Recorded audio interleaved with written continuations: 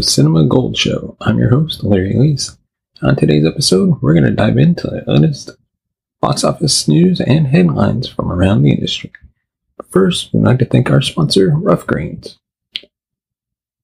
Hey there, fellow dog lovers. I have to tell you about this incredible change I've seen in my own gold retriever, Loki. Thanks to Rough Greens, here's the deal. Loki was showing a bit of a slump, and his usual enthusiasm at mealtime seemed to fade away. Then we stumbled upon Rough Greens. It's like a nutrient-packed party right in his food bowl. And Loki can't get enough of it. His energy, through the roof. His coat, shiny like never before. And that's the magic of the natural goodies in Rough Greens, supplementing his regular food. So if you want your furry friend to experience the same jump in health as Loki, give Rough Greens a go. You can find the link in our description. And without further ado, let's dive right into today's topics. After another disastrous box office update, The Flash has broken the most unwanted DCEU record, as well as potentially taking a painful comic book movie record in the process. Having debuted with a $55 million domestic haul against higher projections and much higher hopes, The Flash is being called a legitimate box office flop, adding a sour note to the end of the DCEU. Why The Flash flopped so badly is a matter for debate, but its reality Warner Brothers are now staring at. DCEU traditionally doesn't have a strong second weekend box office record, with an average drop of 59.4% on weekend one, which is dragged down somewhat by the performances of Wonder Woman and Aquaman as the highest performances in weekend two. The nature of box office reporting, of course, highlights exactly how important early performance is, and it's only very rarely that movies actually pick up in performance over the second weekend. That said, DCEU's box office drops still don't make for comfortable viewing in broad terms, and the fact that The Flash is tracking so poorly is another negative strike. According to Variety, The Flash's box office dropped by a huge 73%, eclipsing every other DCEU movie release so far. The overall picture makes the drop even more unfortunate. The Flash failed notably against Black Adam's first weekend and will struggle to recoup enough of its combined production and marketing budgets to not be counted as a major financial loser. Other dramatic drops around the 70% mark, like Batman vs. Superman and Suicide Squad, at least commanded more than $160 million in their debuts. Like Shazam! Fury of the Gods, The Flash started low and dropped far. On top of that, according to Box Office Mojo's figures, a 73% drop puts The Flash behind only Morbius as the highest box office drop for any comic book movie that debuted at number one. And even that topped the chart for a second weekend running, which The Flash will not.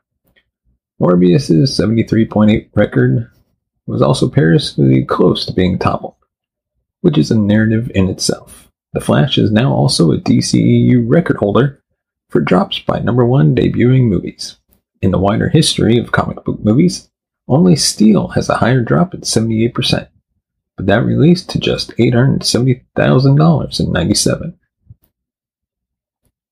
The story of why The Flash did so poorly at the box office in its second weekend is the same as why it debuted so low: word of mouth, Ezra Miller's off-screen controversy, misplaced faith in nostalgic cameos that didn't land with key younger demographics, and unspectacular reviews all played their part.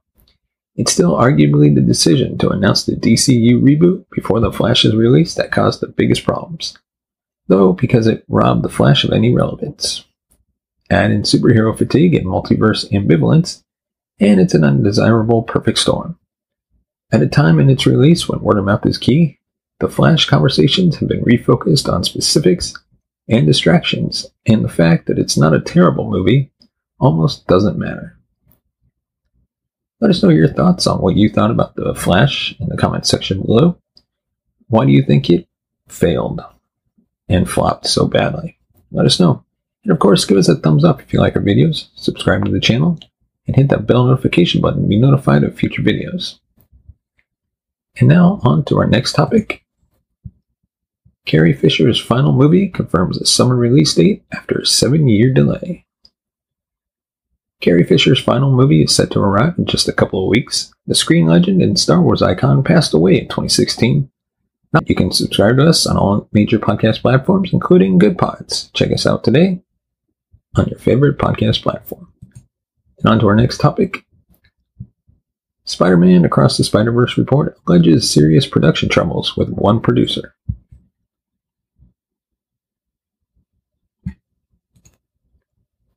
A new report claims that there was some serious behind-the-scenes trouble involving the production of Spider-Man Across the Spider-Verse. The sequel, the 2018 Spider-Man Into the Spider-Verse, has already crossed $500 million at the box office, with fans eagerly anticipating its follow-up, Spider-Man Beyond the Spider-Verse. Much of Across the Spider-Verse's success can be attributed to its stellar art style and the visual effects teams and artists that brought Miles Morales, Gwen Stacy, and Spider-Man 2099 to life. But even with the film garnering rave reviews, there are rumblings of excessive edits that came from one of its producers. Vulture spoke to numerous Spider-Man Across the Spider-Verse crew members about the working conditions behind the scenes. They stated that producer Phil Lord requested constant edits throughout the production process, leading to artists having to work overtime and long days and nights to rush and get Spider-Man Across the Spider-Verse finished before its release date. Much of the complaints came from Lord's alleged inability to fully conceptualize 3D animation in the early stages, leading to finished artwork having to be redone from scratch. Those that spoke to Vulture also added that fellow producer Chris Miller was absent for much of the production. Even with the claims of Phil Lord's management style delaying Spider-Man Across the Spider-Verse, Sony Pictures states Lord isn't to blame for production notes. Sony Pictures ImageWorks Executive Vice President and GM Michelle Grady states Lord is only the messenger for editorial changes that come from himself and the various directors and executive producers of Across the Spider-Verse. 4 crew members on Spider-Man Across the Spider-Verse spoke on the condition of anonymity to Vulture regarding the chaos that took place behind the scenes, with one saying, quote, "It's common for executives on a production to have a big say, but usually they're not as heavily involved as Phil was. As producer, Phil overrides all the directions. They are obviously in charge of directing, but if Phil has a note that contradicts their note, his notes take precedence. They have to do what Phil says, so there were constant changes and cuts, with Phil Lord, nothing is ever final or approved. Nothing was really set in stone. Nothing was ever done. Everything was just endlessly moving beneath our feet because they wanted it to be the best that it could be." Another stated, "Something like 90% of the shots in the trailer are not in the movie. We re-engineered or reanimated, had different characters doing the same thing. It was purely a sequence of cool ideas that made us slap together while they rested.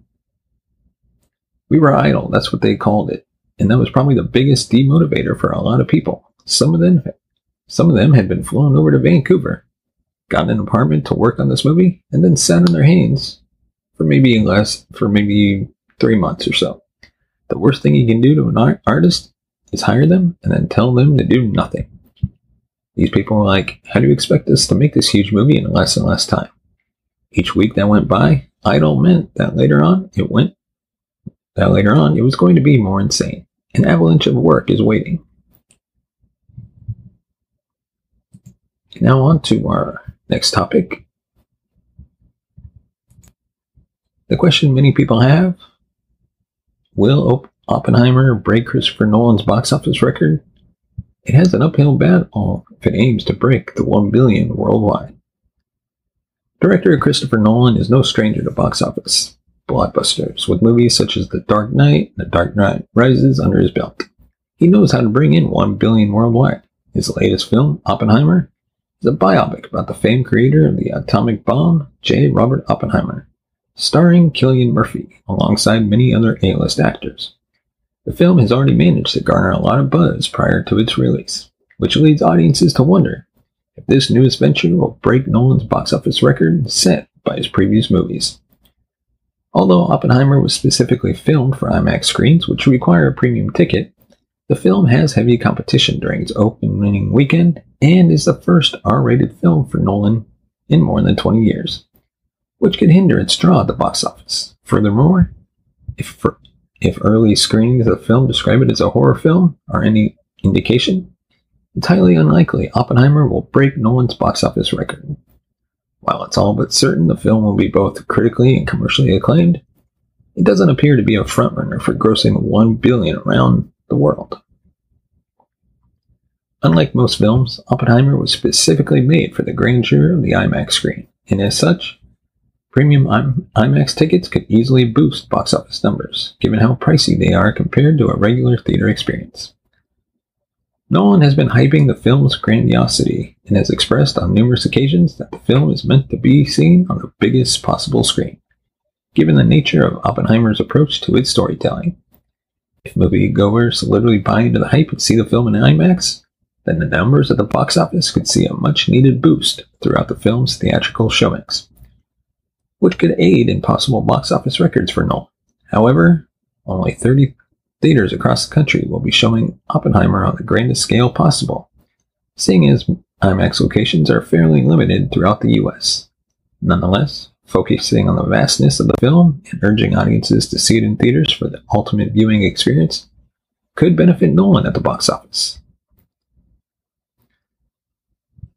Oppenheimer will hit theaters the same weekend as Greta Gerwig's Barbie, which means the film has stiff competition if it wants to be #1 at the box office, let alone break any records for a Nolan film.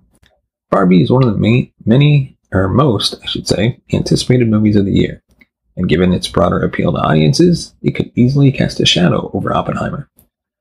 While such a shadow doesn't necessarily mean the movie wouldn't be able to break the box office record for Nolan, it would indicate a steep uphill battle. If the film is unable to come out on top during its initial weekend release, then it's implausible to assume it would be able to gross $1 billion at the box office globally. However, it is worth noting that Oppenheimer might hold well in the following weeks due to the limited number of IMAX screens.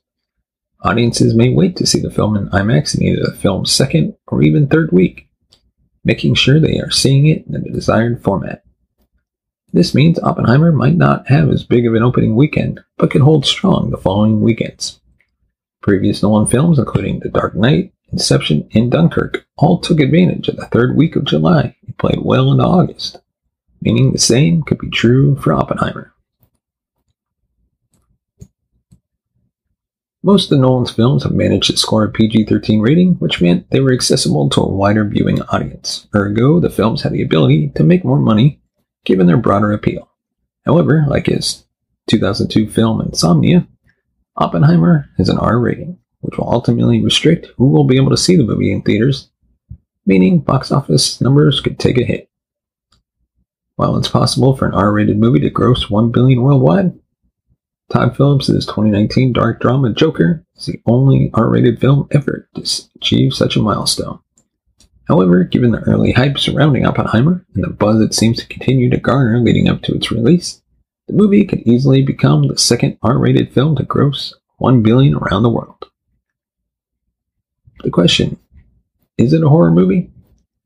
Early viewers of Oppenheimer have described the film as a horror movie, given the nature of the events surrounding the film.